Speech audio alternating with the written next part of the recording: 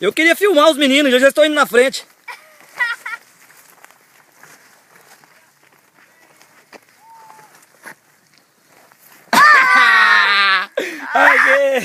Ai, o javali! Só nós três que fica atrás. Vocês viram? Só nós três que vem correndo atrás de mim, gente. Nós vai tudo na frente. Eles acham bonito. Calma aí, Ei, Marco Túlio, eu mandei esperar, hein? Ei, qual que é? Por que vocês não obedecem? Ah, não tá não. Depois você vai... Espera! Por que não pode descer todo mundo junto? Quem manda vocês? Aí tem gente que tem que dar uma bronca neles. Vai dar, dá. Não é fácil não. E eu caí bem ali, então. Já me escorreguei, bem ali.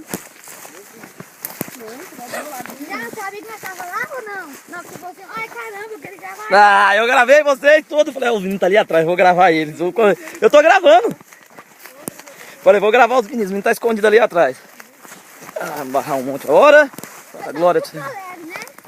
Eu não, eu vi o Caleb por causa da mochila dele, porque a mochila dele era laranjada. Falei, você viu? só? Mas eu falei, eles estão todos escondidos por aí. O que tá passando aí? Caleb! Hora de descer. Uns querem na frente, outros não ficam atrás porque não conseguem descer rápido, outros já conseguem descer mais rápido. Mas na realidade tem que ir todos juntos. Ai, já. Os meninos ali atrás. O Alf, Roger e Enio. Não, O Enio, cadê o Enio? o Marco Túlio e o Enio Ah, o Marco Tulé. foi na frente. Foi eles que desobedeceram você.